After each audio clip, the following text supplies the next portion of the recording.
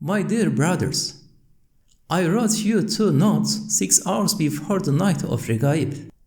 For 2 months no rain had fallen, and there had been continuous drought, and everywhere the prayers for rain offered after all the prescribed prayers had remained unanswered, and everyone was weeping in their hearts in despair at their straitened circumstances.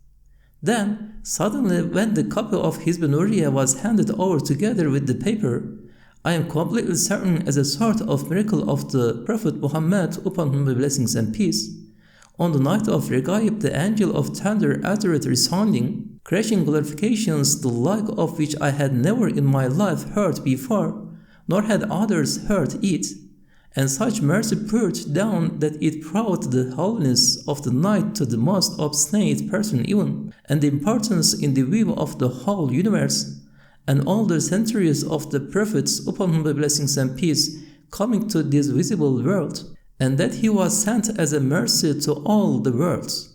It showed that the cosmos applauded him that night. I am curious to know whether Sparta, which was included in our prayers together with the country, had a share of these rains. Many signs indicate that the Risale-i Nur is a means to divine mercy, and this suggests that beneath the veil victories are being won, and perhaps indicates its free publication. The increase here in the numbers of people writing out copies with eagerness, aroused by the flashes, is also, God willing, a sort of acceptable prayer. My loyal, unshakable brothers and heirs, there are 3 reasons for the oppression I now suffer. The first, on the decision of the cabinet, the order was received here to give me an allowance of 2.5 liras a day for my living and other expenses, and to build me a house according to my specifications. But I did not accept this and took only a sum for my traveling expenses from Denizli. They were angry with me and started to have me watched. The second reason is ill-intentioned persons being unnecessarily worried that the people here will start to show an interest in me as they did in the Denizli region, in a way far exceeding my due, on account of the Risale-i Nur.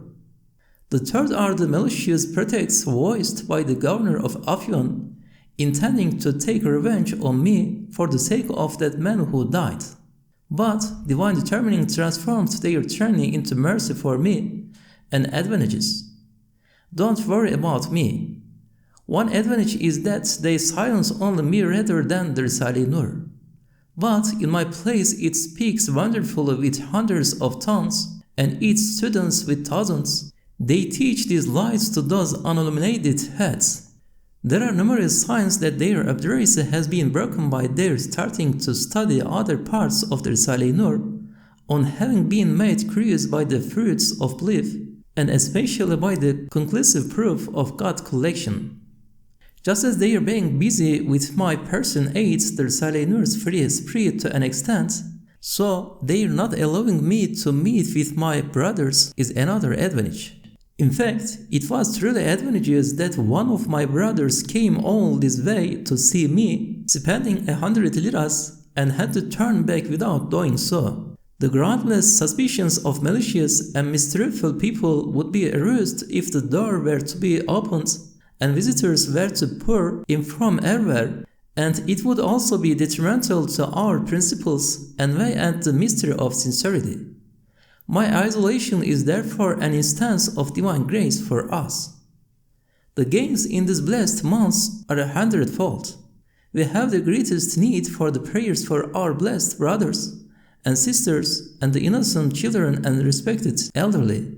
God willing, you will be shaken by no storms, and your steely fortitude will not be undermined. In His name be He glorified.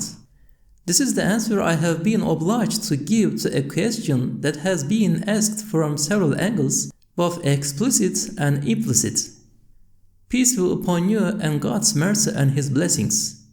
My dear loyal brothers, question: why don't you display an interest in currents both at home and abroad, and especially in political groups? And why do you prevent as far as is possible the Risale-i Nur and its students from getting involved in them? Whereas if you did show concern and were in touch with them, thousands of people would enter the fold of the Risale-i Nur and would spread its shining truth, and also you wouldn't be the target of so many needless troubles. The answer: the chief reason for this lack of concern and avoidance is sincerity, which is the basis of our way. It prevents us. For at this time of heedlessness, the person with partisan ideals in particular exploits everything for his own worldly way, even his religion and other worldly moments. Whereas the truth of belief and the sacred service of the Risale-i Nur can be exploited for nothing in the universe, they can have no aim other than divine pleasure. But it has become difficult at this time of partisan conflict between the political currents to preserve the true meaning of sincerity and not exploit religion for the world. The best solution is to rely on divine grace and assistance rather than the strength of political currents. One of the many other reasons for our avoidance of political involvements is one of the four principles of the Risale-i Nur: to be compassionate and not to act tyrannically or cause harm. For no bearer of burdens can bear the burden of another. That is, no one, not even a relative, is guilty because of another's fault and does not deserve punishment. But in the face of this principle of divine will, at this time, in accordance with the meaning of man is indeed given up to injustice and ingratitude, some people retaliate with extreme ferocity. Because of one person's crime, out of feelings of partisanship, others are hostile towards not only his relations, but all those who support him. If they can, they ill-treat them. If they have the power, they bomb a village because of one man's mistake. However, the rights of one innocent person may not be sacrificed due to 100 criminals. He may not be ill-treated because of them. Present-day conditions cause 100 innocents to be harmed on account of a handful of criminals. For example, it is opposed to the principle of compassion to crush the helpless elderly parents and innocent children of a faulty man and to ruin them and nurture partisan hatred for them. But partisan currents among Muslims are the cause of such innocents being wronged. They cannot be saved from oppression. Especially situations that give rise to revolution, they altogether spread and escalate the wrongdoing. In jihad, even if it is in the name of religion, the position of non-Muslim women and children is the same. They may be considered as booty, and Muslims may include them in their property. But within the realm of Islam, even if a person is irreligious, his family cannot be claimed as property, their rights may not be infringed. For owing to the ties of Islam, they are bound not to their irreligious father, but to Islam and the Islamic community. Outside the realm of Islam, unbelievers' children are surely among those who will be saved, but according to the law, those innocents may be made prisoner and taken into possession at the blow of jihad, since they are dependents of and bound to their fathers, so long as they are alive. I send greetings to each and every one of my brothers and congratulate them on the holy night of the Ascension, which yields thousands of merits. Convey my condolences to the family of the late Haji Ibrahim, like Refat Bey, and tell them that the deceased is within the fold of the Risale-i Nur, perpetually receiving the prayers of all. And we are offering prayers for him especially. Said Nursi.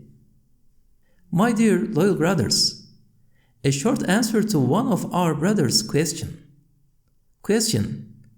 How can the wonders apparent in the coincidences be definitely established? The answer: if coincidings are apparent in something, it is a slight sign of intention and will, and that it is not a chance happening. If such a coincidence has several aspects to it, the sign strengthens considerably. And especially if within 100 possibilities 2 things correspond fully in a way particular to them, the resulting sign becomes a clear indication that the coincidence has occurred through intention and will and for a purpose, allowing no possibility of chance. It was just like that on the holy night of the Ascension. The coinciding of the divine mercy of rain with the nights of Regaib and the Ascension, and only on those 2 nights, and neither before nor after, and its coinciding with a time of extreme need, and occurring at the same time as the reading, writing out, and publication of the treatise about the Ascension, and those 2 holy nights corresponding with each other in several respects, and the rains falling although it was unseasonal with extraordinary rolling and rumbling thunder and indescribable reverberations of the earth, in a way that both threatened and consoled their cries, and its coinciding perfectly with the believers' search for solace in their despair and their seeking moral strength in the face of their weakness, and the whispering doubts caused by the assaults of misguidance, and as a rebuke to those who behave disrespectfully towards the marks of Islam, and those 2 nights. The universe and heavens and atmosphere showed their respect with that abundant rain, so that anyone with even a grain of fairness would know that there were in intention and will in the matter, and a particular instance of grace and mercy for the believers, leaving no possibility for chance or coincidence.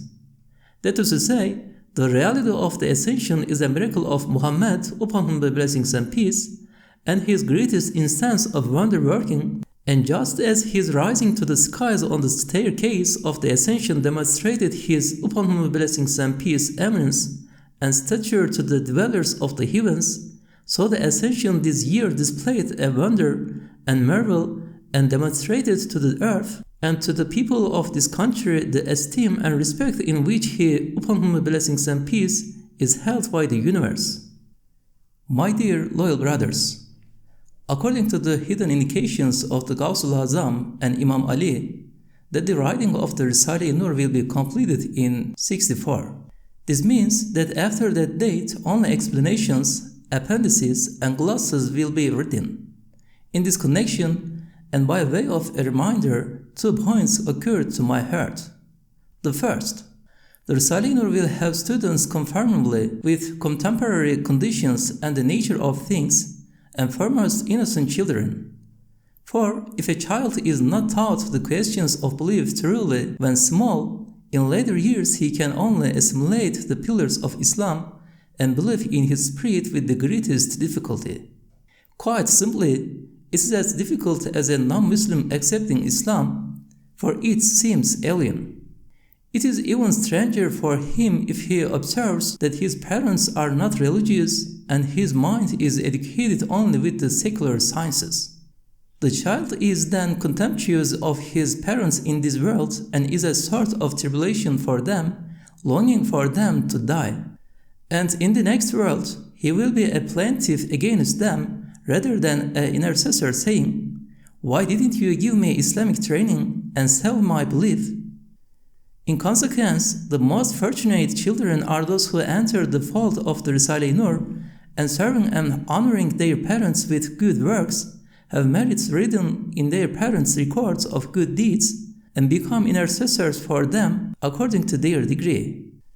The second group of Risale-i Nur students are women who by nature need the Risale-i Nur, since they may have shied away from the world or felt vexed with it. Especially if they are getting old, the Risale-i Nur may offer them true spiritual sustenance. For one of its 4 principles is compassion, which proceeds from the manifestation of the divine name of most compassionate, and compassion is the most essential quality of women and the living of their natural duties. The third group are the sick and the elderly, for even if not an innate need but due to their situations, they need the Risale-i Nur as they do medicine and sustenance. For it makes known eternal life as clearly as the sun, as well as the transitory nature of worldly life, and those of them whose worldly lives have been stricken by illness or old age imagine out of their heedlessness or misguidance that death is the end. They are thus truly in need of the Risale-i Nur, and receive such consolation and light from it that it makes them prefer illness and old age to health and youth. The second point that was advised. Since we are now in 1364, according to the Arabic Hijri calendar, According to the time from the unseen, the Risale-i Nur is now complete. If it refers to the Rumi calendar, we have 2 more years. Important places remain in the Risale-i Nur to be filled by treatises that have not yet been written or have been postponed. For instance, the places of the 13th letter, the 32nd letter, and the 32nd flash are all empty. It was inspired in my heart that the Arabic Qur'anic commentary, Science of Miraculousness, which has been printed and was the old Sayyid's chief work and the first part of the Risale-i Nur, should be the 13th letter, and so it is. It occurred to me that Lema'at, which was the old Sayyid's last work and was written in 20 days during Ramadan, should be the 32nd flash, and that the seizable Arabic collection comprising Qatre, Habbe, Shemme, Zerre, Hubab, Zuhre, Shule, and their appendices, which were the first works of the new Sayyid and were inspired in his heart from reality at the degree of witnessing, should be the 33rd flash. It also occurred to me that the fruits of belief should be the 11th ray, and the Denizli defense speeches, the 12th ray, and the collection of short letters, the 13th ray. I refer this to my brothers for their consideration. This means that for some positions the door is still open and we may be made to write better supplements. I send greetings to each and every one of my brothers. I see myself and my brothers in Kastamonu and its environs as being always together as we used to be. They should not worry, the Risale-i Nur never ceases from activity, and hidden from sight, it wins many victories. Our difficulties attract greater attention to its lessons, and it has itself read in wider circles. Therefore, our 2 brothers, father and son, who are so hard-working, especially the father, should feel proud at all the hardships they suffer and should not be upset at the temporary arrest from activity. In my view, and our view, they retain their former positions in every respect. We said above that children are the natural students of the Risale-i Nur. An example of this is Ceylan, who is writing this letter in the new alphabet as I dictate because I am unable to write it myself since I am unwell. Another is the innocent Küçük Ali, who wrote him a letter, and another is the young Nur School student Küçük Mehmet, who this time wrote me an excellent and careful letter. I call them blessed, fortunate children and congratulate their parents. In His name be He glorified. The supplement to the required answer to a question. Peace be upon you and God's mercy and blessings. My dear loyal brothers, during this summertime, when one is heedless and preoccupied with earning one's living, and during these 3 months, the time of highly meritorious worship, and at this time when the storms raging over the earth are conducted by diplomacy, not weapons, if one does not preserve in one's sacred duties with the Risale-i Nur, with truly powerful tenacity, a slackness, an idleness, a cessation sets in to the detriment of that service. My dear brothers, you should be certain that the duty with which the Risale-i Nur and its students are occupied is greater than all matters of serious concern on earth. Do not, therefore, look to worldly, curious arousing matters and slacken in your duty. Frequently read the 4th topic of the fruits of belief so that your morale is not weakened. Yes, since all the sovereign matters of the world are cruel, pitiless, and sacrifice religion for this world in consequence of the strenuous principle of struggle, divine determining bestows a sort of hell on them within those crimes of theirs. The Risale-i Nur proves as certain as twice 2 equals for that death, which is the veil concealing eternal life, for which its students are working in place of transient life, and the executioner of the appointed hour, which is truly terrible for the worshippers of this worldly life, are merely veils and means to the believer's everlasting happiness. It is this truth that we have been demonstrating up to now. In short, the people of misguidance strive for this fleeting life, while we struggle with the light of the Qur'an against death. Even their most momentous questions are transcendent and cannot be compared with the very least of our matters, because ours looks to eternity. Since in their madness, they do not condescend to interfere in our greatest questions, why should we evince curiosity about their inconsequential matters and follow them to the detriment of our duties? The verse, "If you follow right guidance, no hurt can come to you from those who stray," means that the misguidance of others cannot harm your right guidedness, so you should not concern themselves with their misguidance unnecessarily.